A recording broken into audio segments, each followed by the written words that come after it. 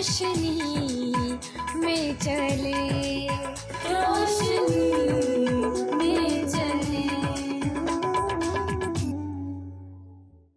जी नाज़रीन, मैं आपकी मेज़बान सैरी श्रोफन प्रोग्राम कलाम की रोशनी में आपको खुशामदीद कहती हूँ। जिस तरह से आप जानते हैं, हम मुकाशवा की किताब का मुतालिया कर रहे हैं। मुकाशवा की किताब जो कि फ़हरिस्त के लिहाज से आखिरी किताब है, नबूवती किताब है। हम उन बातों के मुतल्लिक सीख रहे और जान रहे हैं जिनका ताल्लुक़ आखिर ज़माना से है। और मैं समझती हूँ दौर हाजिर में हर ईमानदार शख्स को इन बातों को सीखना, इन बातों पर अमल करना नहायत अहमियत का हामिल है, क्योंकि वक्त नज़दीक है। आज भी हम इसी किताब के मुतल्लिक और बातों को सीखेंगे, जानेंगे और इन बातों से इस्तिफ़ादा हासिल करेंगे। आज एक बार फिर मेरे साथ मोहतरम आली जनाब पादरी अजीज़ अनवर साहिब हैं। पादरी साहब, आज के इस प्रोग्राम में मैं आपको खुशामदीद कहती हूँ।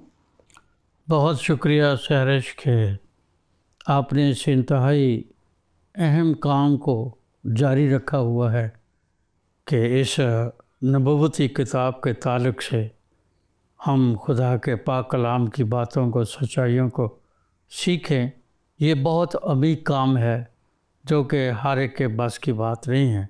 आपने शुरू किया है और कर रहे हैं, इसके लिए मैं अपने खुदावंद का बेहद शुक्रगुज़ार हूँ कि वो आज के दौर में आप लोगों के वसीले से इन सच्चाइयों को लोगों तक पहुँचा रहा है। इसके लिए मैं आपका और आपके अदारे का बेहद शुक्रगुज़ार हूँ। जी, खुदावंद का शुक्र हो। पादरी साहब, हम गुज़िश्ता एपिसोड में 8वें बाब का मुताला कर रहे थे, तो बड़ी खूबसूरती के साथ आपने वजाहत की थी कुर्बानगाह के मुतल्लिक कि फ़रिश्ता जो है वो कुर्बानगाह के ऊपर खड़ा हो गया। ये बड़ी गैर मामूली सी बात है। तो आज इसी गुफ्तगू को बढ़ाते हुए 8वें बाब के ही मुतल्लिक पहला सवाल आपसे पूछना चाहूँगी। कुछ लोगों का ख्याल है कि ये फ़रिश्ता दरअसल खुदावंद यीशु मसीह खुद है। क्या वाकई ये ऐसा ही है? इसके मुतल्लिक बताएं। बहुत खूबसूरत सवाल किया आपने। ये साल हर साल से लोग इसके अबहाम का शिकार है, इस एम्बिगुइटी का शिकार है। कुछ लोग इसे कहते हैं कि चूँकि वो कुर्बानगाह के ऊपर खड़ा हो गया है, तो चूँकि मसीह यीशु ही कुर्बान हुआ है और उसने ही अपने खून से उस बखूरदान में अपने लहू को डालकर खुदा के हजूर पेश किया है, या उसने अपने आप को नज़र की कुर्बानी के तौर पर गुजराना है, और वो ये समझते हैं कि ये मसीह खुदावंद है। लेकिन जब हम खुदा के कलाम का मुताला करते हैं जी, तो ये जो तशबीह या इस्तारा लोग खुदावंद यीशु के लिए इस्तेमाल करते हैं, मैं समझता हूँ कि उनको खुदा के पाक कलाम का मुताला करना बहुत ज़रूरी है। जब हम खुदा के कलाम का मुताला करते हैं कि ये जो फ़रिश्ता है, यहाँ ज़िक्र फ़रिश्ता किया गया जी, यहाँ ज़िक्र ये नहीं किया गया कि वो मसीह यीशु है, क्योंकि फ़रिश्तों में और मसीह यीशु में फ़र्क है। और इतना फ़र्क है जिसका आम इंसान या नबी या पैगंबर या ईमानदार उसका अंदाज़ा भी नहीं कर सकता।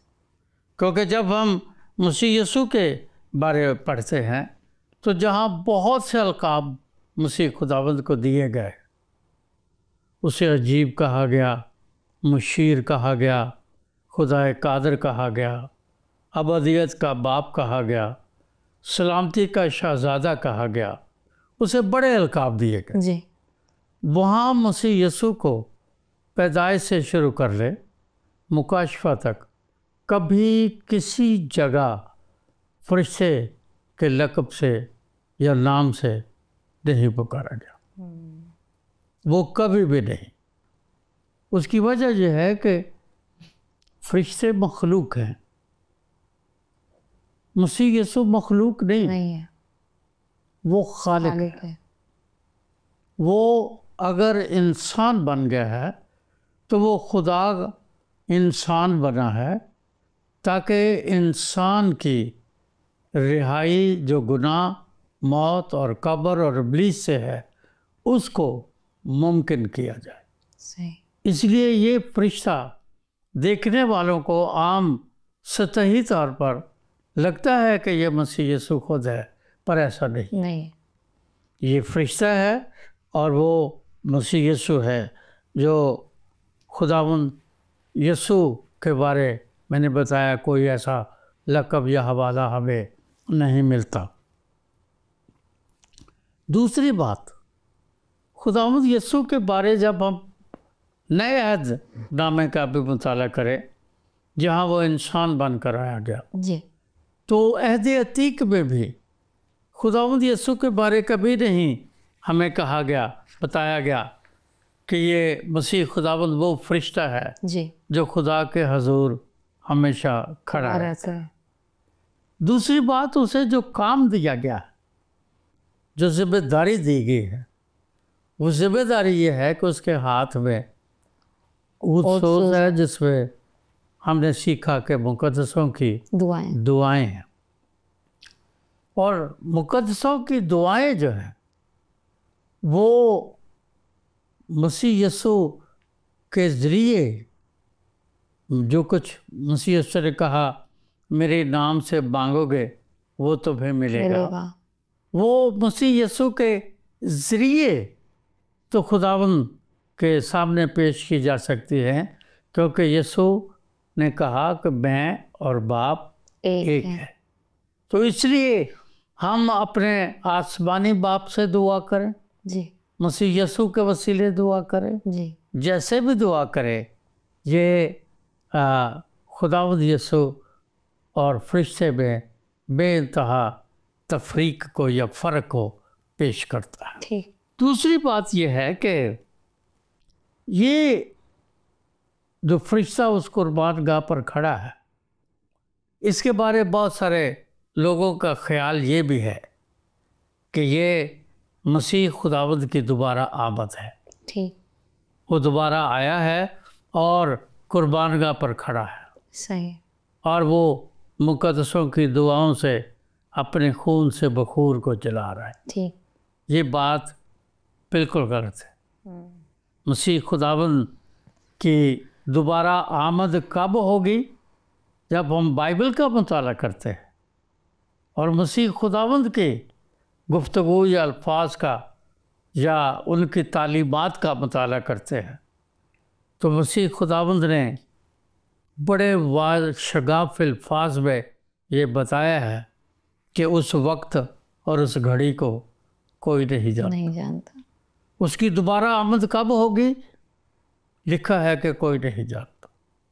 ایون شاگردوں نے بھی پوچھا تو مسیح خداوند نے بتایا کہ میں کب آؤں گا، اس وقت، اس گھڑی کو، اس لمحے کو نہ بیٹا جانتا ہے، نہ کوئی فرشتہ جانتا ہے، نہ کوئی شاگرد جانتا ہے، نہ کوئی پیغمبر، نہ رسول، کوئی نہیں جانتا سوائے باپ کے۔ اور اس کے لیے مسیح خداوند نے اپنی زبان سے کہا تھا کہ سوائے باپ کے اور کوئی نہیں جانتا۔ جب ہم یہ پڑھتے ہیں کہ خداوند یسوع کی آمد ثانی یا دوبارہ آمد جو ہے وہ اس کے بارے کوئی نہیں جانتا، تو پھر ایک آخری بات یہی رہ جاتی ہے کہ مسیح خداوند تو ضرور آئے گا، لیکن اس کا ٹائم فریم جو ہے، جو ٹائم کا وقت جو ہے، وہ سوائے باپ کے کوئی نہیں جانتا۔ وہ خدا کی مرضی کے مطابق، یا یوں کہہ لیں کہ زمین کے ٹائم فریم کے مطابق نہیں، یا اس زمین کے کیلنڈرز کے مطابق نہیں، زمین کا وقت اور کیلنڈر وہاں کام نہیں کرتا۔ بالکل، وہ آئے گا، اس میں کوئی شک نہیں، آئے گا، عدالت کرے گا، اس میں کوئی شک نہیں، لیکن کب آئے گا اس کے بارے میں لوگوں کو ہمیشہ یہ بات یاد رکھنی چاہیے کہ وہ آسمانی باپ کے ٹائم فریم کے مطابق آئے گا، جو ٹائم خداوند نے مقرر کر رکھا ہے آسمانی باپ نے۔ جو سب سے اہم بات ہے وہ یہ ہے کہ وہ کب آئے گا یہ تو کوئی نہیں جانتا، پر مسیح خداوند نے یہ ضرور کہا تھا کہ دعا کرتے رہو، دعا کرتے رہو اور ٹھہرے رہو. اور ٹھہرنے اور دعا کرنے کا مطلب کیا ہے، جس کے بارے سوال کیا گیا ہے کہ کیا ہماری دعائیں براہ راست خدا کے حضور نہیں پہنچ سکتی؟ ایسا نہیں ہے. ہماری دعائیں خدا کے حضور براہ راست پہنچ سکتی ہے. سوال جو میں سمجھتا ہوں لوگوں کو سمجھنا اور سیکھنا چاہیے وہ یہ ہے کہ دعا کا معنی کیا ہے. کیونکہ دعائیں تو ہر مذہب کے لوگ کر رہے ہیں، جی، مسیحی، غیر مسیحی، جو بت پرست جنہیں ہم کہتے ہیں یا بت پرست نہیں بھی ہیں، جو کسی بھی طرح کے مذہب کا یا نظریات کا یا اعتقادات کا شکار ہیں یا ان پر ایمان رکھتے ہیں، دعا تو وہ بھی کر رہے ہیں. خداوند یہ سنیں کہ اس دعا کی بات کی ہے. یہ عہد عتیق میں جو دعائیں کی گئی ہیں وہ دعائیں کیا ہیں، اور عہد جدید میں دعائیں کیا ہیں، اور کس کے بارے یسوع نے کہا ہے. جی، یاد رہے کہ دعا کے لیے عبرانی زبان میں اور یونانی زبان میں جو الفاظ عہد عتیق اور عہد جدید میں استعمال کیے گئے ہیں، ان الفاظ کے 3 معنی اردو زبان میں بنتے ہیں. پہلا معنی جو ہے وہ ہے کہ دعا کا مطلب ہے خدا سے گفتگو کرنا، جی، جس کو لوگ اکثر کہتے ہیں کہ جی خدا سے باتیں کرنا. یہ آدھا جواب ہے. خدا سے باتیں کرنا آدھا جواب ہے. یرمیہ کے صحیفے میں لکھا ہے 33ویں باب کی 3 آیت میں، جی، مجھے پکار.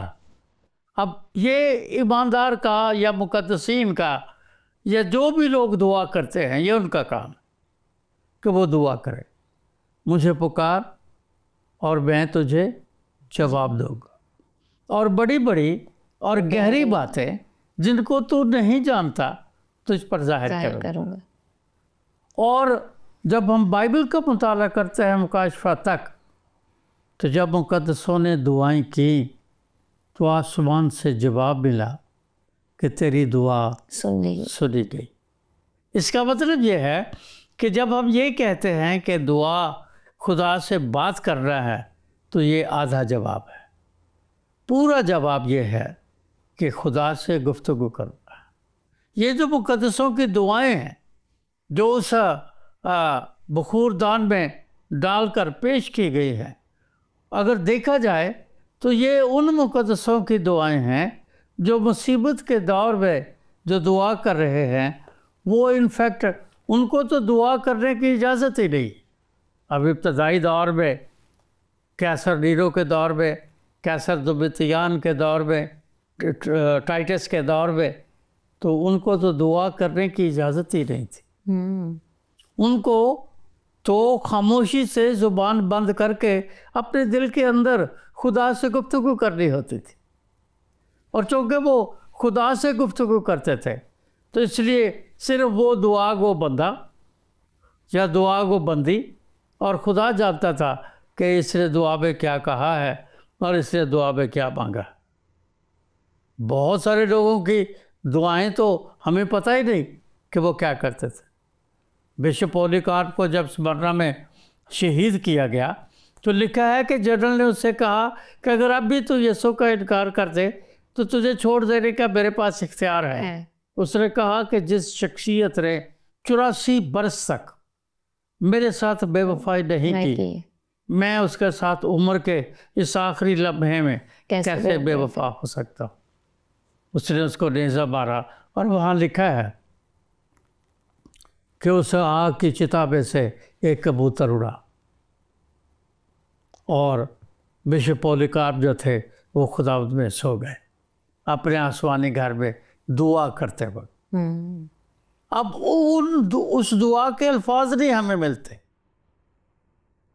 تو سینٹ اگسٹین کے بارے میں پڑھ رہا تھا کہ وہ صبح اٹھتے تھے تو صرف ایک بات کرتے تھے ان کی لمبی چوڑی جیسے میں یا آپ دعا کرتے ہیں، کبھی ایسی دعا نہیں ہوتی تھی. ان کی دعا ہوتی تھی، صبح اٹھتے تھے، گھٹنوں کے بل ہو جاتے تھے، زمین پر پیشانی ٹکا دیتے تھے اور صرف یہ کہتے تھے، O lord tell me what do you want me to do today؟ بس. اور آمین. خداوند مجھے بتا کہ تو مجھ سے کیا چاہتا ہے. تو یہ خدا سے گفتگو کر رہا ہے تاکہ خدا سے بات کر کے اس سے جواب مانگا جائے. دوسری بات جو دعا کے لیے استعمال کی گئی ہے، جو معنی استعمال کیا گیا ہے، وہ ہے سانس لینا، جس سے ہم میڈیکل کی زبان میں یا طب کی زبان میں جس سے ہم ریسپریٹری سسٹم یا عمل تنفس کہتے ہیں. اب عمل تنفس میں دو چیزیں ہیں، سانس باہر نکالنا اور سانس اندر لینا. اور یہ جب بچہ پیدا ہوتا ہے اس وقت سے لے کر ایک بوڑھا آدمی جب مر جاتا ہے، اس کے ریدم اور ریٹ میں ہمیشہ فرق آتا ہے، عمر کے ساتھ، صحت کے ساتھ، بیماری کے ساتھ. جب لوگ بیمار ہو جاتے ہیں تو اس ریدم اور ریٹ میں فرق آ جاتا ہے. اب دعا کے لیے یہ لفظ کیوں استعمال کیا گیا ہے کہ دعا عمل تنفس ہے؟ اس پہ بنیادی بات یہ ہے، سادہ سی، جو انڈرسٹینڈیبل ہے، کہ جب ہم سانس باہر نکالتے ہیں تو ہمیں میڈیکل سائنس نے بتایا ہے کہ ہم کاربن ڈائی آکسائڈ گیس نکالتے ہیں. اور کاربن ڈائی آکسائڈ گیس کو عام اردو زبان میں عام فہم لوگ گندی گیس کا لیتے ہیں. یعنی ہم گندگی باہر نکالتے ہیں اور اس کے بعد ہمارا جو دل ہے اس کے بارے میں لکھا ہے کہ 4 والوز ہیں، اور بتایا گیا ہے کہ وہاں 4 جو والوز ہیں ان کے درمیان ایک ویکیوم ہے. جب ہم سانس باہر نکالتے ہیں وہ ایک ویکیوم بن جاتا ہے. اس ویکیوم کو پر کرنے کے لیے خدا نے دوسرا سسٹم بنایا ہے کہ ہم سانس اندر لیتے ہیں. جب سانس اندر لیتے ہیں تو سائنس ہمیں بتاتی ہے کہ ہم آکسیجن اندر لیتے ہیں، اور وہ آکسیجن جو ہے وہ ہمارے دل کو بالکل نارمل رکھتی، چلاتی. اگر وہ آکسیجن ہمارے جسم کے کسی بھی حصے میں نہیں پہنچتی تو میڈیکل سائنس بتاتی ہے کہ جہاں آکسیجن نہیں پہنچتی وہاں گینگرین بن جاتا ہے. اور اس گینگرین کا پھر کوئی علاج نہیں کہ اسے کو کاٹ کر پھینک دیا جائے. یہ دعا ہے. جب ہم دعا کرتے ہیں تو لکھا ہے اگر میں بدی کو اپنے دل میں رکھتا تو خدا میری نہ سنتا. ہم بدی باہر نکالتے ہیں، پھر ہم روحانی طور پر خالی ہو جاتے ہیں. جب ہم خالی ہو جاتے ہیں تو پھر اس جگہ کو پر کرنے کے لیے خدا کا روح ہمارے اندر آتا ہے. صحیح. جب وہ آ جاتا ہے تو پھر ہم اندر سے دھل کر پاک اور صاف ہو جاتے ہیں، اور خدا ہمارے دل میں روح القدس کی صورت میں سکونت کرتا ہے. اور جب سکونت کرتا ہے تو پھر کبھی وہاں سے نہیں جاتا. یہ آنا جانے والا سسٹم خدا کے حضور میں نہیں ہے. جس کا دل ایک دفعہ روشن ہو جاتا ہے، جس کا ضمیر ایک دفعہ روشن ہو جاتا ہے، پھر خدا اس کی مدد کرتا ہے کہ وہ روشنی، یہ جس کو انگلش میں الومینیشن کہتے ہیں، وہ اس کے اندر قائم رہے گا. اور یہ بات ہمیں نبیوں میں نظر آتی ہے. پھر خداوند ان کی مدد کرتا ہے کہ وہ روح القدس کی اس اتھارٹی کے ساتھ جو ان کے دل میں ایک مسکن بنا چکا ہے، اس سکڑے دروازے میں سے گزرتے چلے جائے، ورنہ انسان یہ نہیں کر سکتا. بے شک. اور تیسری بات جو معنی دیا گیا ہے وہ ہے بانسری میں پھونک مارنا.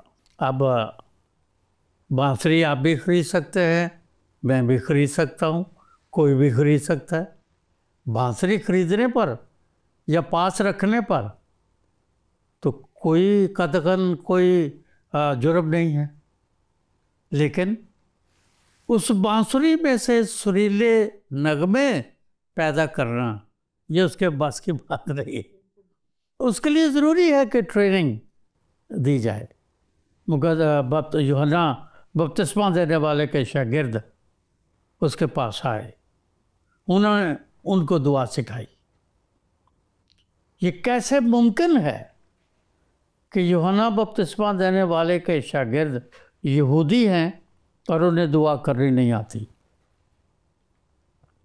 انہیں دعا کرنی آتی ہے, لیکن وہ یہ سمجھتے ہیں کہ یہ دعائیں جو وہ کر رہے ہیں ان میں سے سریلے راگ پیدا نہیں ہو رہے کہ خدا کا تخت اس پر لگے.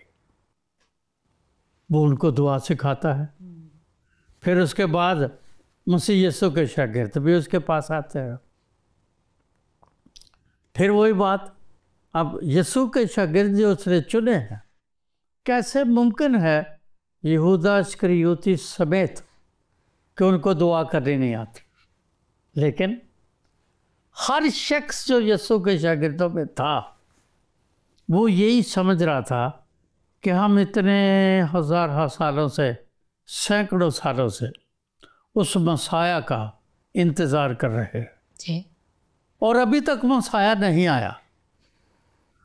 ہماری دعاؤں میں شاید کوئی کمی ہے, یا ہماری دعائیں جو ہیں اگر وہ نہیں سنی جا رہی, رائے گاں جا رہی ہے, تو آخر اس کا سبب کیا ہے؟ تو پھر انہوں نے خداوند یسوع مسیح کے پاس آ کر اسے کہا ہمیں دعا کرنا سکھا. اور جب یسوع نے دعا کرنا ان کو سکھایا تو اس نے کہا جب تم دعا کرو تو کہو اے ہمارے باپ. اس نے ان کو جو بات بتائی وہ یہ تھی کہ وہ عام انسانوں کی طرح بات خدا سے نہ کرے, گفتگو نہ کرے. ان اولاد کی, اس بچوں کی طرح, اولاد کی طرح, بیٹی اور بیٹیوں کی طرح اپنے آسمانی باپ سے گفتگو کرے, مانگے اور پھر انتظار کرے اور پھر اس سے پوچھے. زبور 116 میں, وہ 113 میں وہ کہتا ہے کہ اے خداوند کب تک دشمن ایسے کرتا رہے گا, میں کب تک یہ کرتا رہوں گا, میں کب تک ایسے کرتا رہوں گا. بہت سارے لوگ یہ سمجھتے ہیں کہ خدا سے سوال کرنا یہ اچھی بات نہیں, یہ کفر ہے. میں سمجھتا ہوں یہ کفر ہے, پر بیٹا تو اپنے باپ سے سوال کر سکتا ہے, محبوبہ تو اپنے محب سے سوال کر سکتی ہے. غزل الغزلات میں بے شمار سوال ہے جی, تو سوال کرتے ہیں کہ کب تک ایسا ہوتا رہے گا. تو یہ ایک ایماندار کی اور خدا کے باہمی رشتے کا مطلب ہے. اور باہمی رشتہ جو ایماندار میں اور خدا کے درمیان میں ہے اس کو اونچ سوچ کی ضرورت نہیں ہے, اس کو اس کوئلوں کی ضرورت نہیں ہے جس پر اسے جلا دیا جاتا ہے جی, کیونکہ وہ خدا جو ہے انسان اس کی اولاد یا بیٹا یا بیٹی ہونے کے ناطے براہ راست اس سے بات کر سکتا ہے جی. اور یہی اس نے کہا مانگو تو دیا جائے گا. یہ الگ بات ہے کہ ہم کیا مانگتے ہیں, ہم تو سوائے اپنی ضروریات کے کچھ نہیں مانگتے, لیکن وہاں تو یہ نہیں لکھا. اس نے کہا اس بات کا فکر نہ کرنا کیا کھائیں گے, کیا پیئیں گے, کیا پہنیں گے. ان چیزوں کی فکر میں تو غیر قومیں رہتی ہیں. یہ لکھا ہے کہ تمہارا آسمانی باپ تمہارے مانگنے سے پہلے جانتا ہے. آگے بہت خوبصورت بات لکھی ہے جو مجھے بڑی تسلی دیتی ہے, اور وہ بات یہ ہے کہ تم کن کن چیزوں کے محتاج ہو. اب جب وہ یہ جانتا ہے کہ ہم کن کن چیزوں کے محتاج ہیں تو پھر اس کو یہ کہنا کہ خداوند مجھے یہ دے دے, مجھے وہ دے دے, نوکری دے دے, مجھے بیٹا دے دے, مجھے جاب دے دے, مجھے صحت دے دے, میں سمجھتا ہوں یہ حل کی بات ہے. یہ تو وہ جانتا ہے. وہ جانتا ہے کہ عزیز انور کو کیا ضرورت ہے، وہ جانتا ہے، کیونکہ اس میں بنیادی بات جاننے اور نہ جاننے میں جو چیز ہے وہ رشتہ ہے جو مسیح یسوع نے سکھایا۔ اولاد جب مانگتی ہے تو وہ ہر چیز جو ان کے گھر میں ہے وہ اس کے بلا شرکت غیر مالک ہے۔ آپ کے بچے آپ کے گھر کی ہر چیز کے، آپ کے سونے چاندی ہر چیز کے مالک ہیں، پھر وہ آپ سے کیوں مانگیں گے؟ وہ مانگیں گے جن کی انہیں خواہش ہے۔ صحیح۔